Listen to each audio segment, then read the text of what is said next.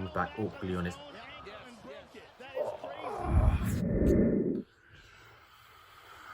I was wrong. Hold my hands up. I was wrong. I really thought Conor was gonna get the job done last night.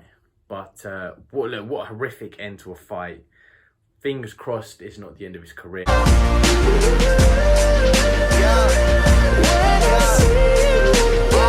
Yeah, I don't think he'd like to go out like that. He's a dude with an ego. He would want to have some kind of vengeance on that, or at least not go out like that. But look, again, congrats to Dustin Poirier. He did a brilliant job last night. He was controlling distance nicely. He threw some nice right hands, obviously with the takedown, and the ground and pound was beautiful. We're going to start by watching the first kind of 2 minutes of Conor's significant strikes, which I was really impressed with. I was really impressed with the way that he started the fight. He looked a lot more up on his toes. He had that kind of wide base karate stance, throwing taekwondo kick, karate kicks. He was controlling distance very nicely and really keeping Poirier at the end of his shots. And so I thought, you know what, this is a lot like the Conor we saw in the first fight. And I from there, I was like, this is going to be a wrap for him. I think mid round 2, he's probably going to stop him. But let's have a look here. Beautiful spinning back kick twice. Midsection, some nice head kicks. Blasting that leg kick and keeping out of the way of Dustin's power hand, which I think for Conor, I know that in their second fight, Poirier was blasting that calf kick. And you notice here, Conor was really making a point of blasting those leg kicks on Dustin Poirier. And there has been some speculation, actually, that one of the leg kicks might have started that fracture in his leg. Because you know now it's obviously a clean break. But obviously you have so much adrenaline that you don't obviously know what's going on. So it might have like slightly weakened it, caused a fracture, because he was catching Poirier's knee, the side of Poirier's knee quite a lot. But look, all credit to Poirier, because in about the middle of round 1, he started to find his distance. He started to work out that hook right hand was effective for him. And he started to just lean out of the way of Conor's left hand and be able to throw his own power shot, which we're going to see here.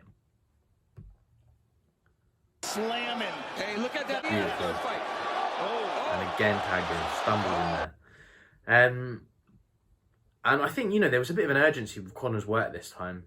I don't know whether that would have made him careless, but I think it's more Poirier's credit than Conor not doing a job that he was supposed to do.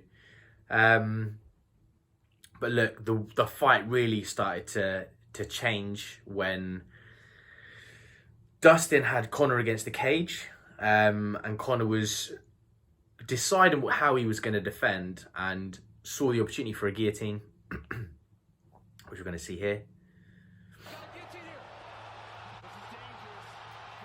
Takes him down.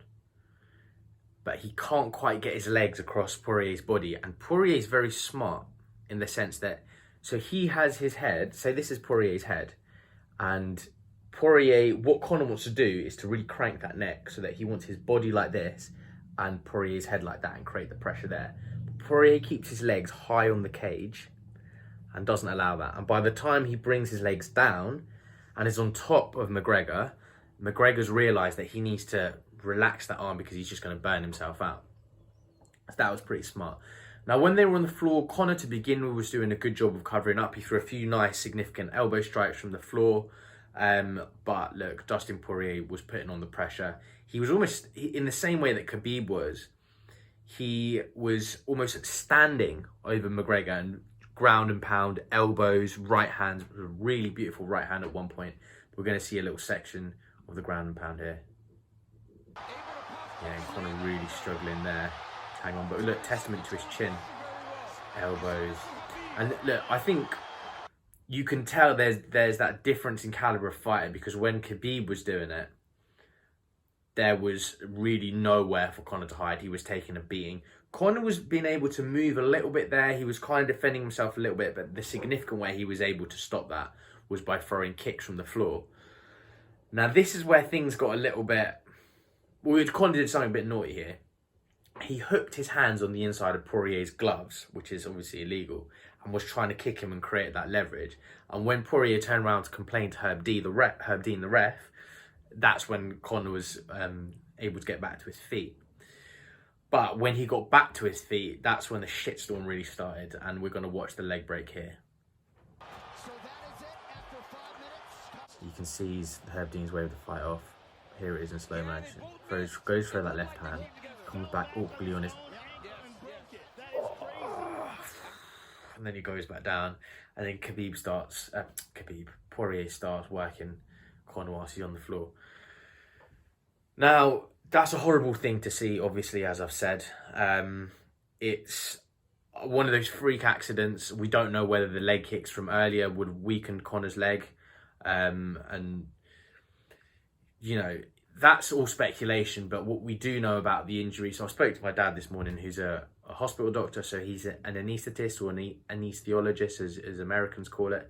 But he's basically the guy that keeps people alive. He works out all the drugs during an operation, blah, blah, blah. But from his many years of being a doctor, he knows a thing or two about surgery as well.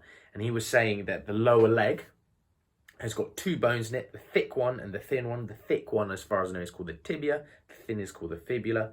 Now, the tibia has completely snapped it. The fibula, most likely. But you're gonna need surgery, most likely, to sort that out. You need to have like a rod down the thick part that's snapped. And you're going to need to have screws going in to kind of like really hold it in place. I mean, if there's any damage to the ankle, they might decide he needs some plates and screws and bits and pieces there.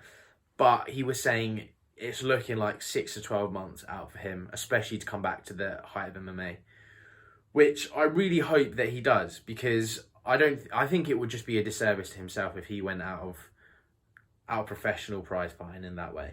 I think he has a bit more to give. But look, all credit to Dustin Poirier. He put in a wicked performance yesterday. He was doing exactly what he needed to do on the floor. I think McGregor was gonna, if it had gone to round 2, the gas tank maybe would have started to run a little bit empty. But, you know, he's still dangerous in round 2. But look, it didn't get there. Mission failed. We'll get them next time. Freak injury, but I would say, you know, Poirier put in a good performance up until that point. But yeah, let me know what you guys think. Thank you for watching, and I'll be back very soon.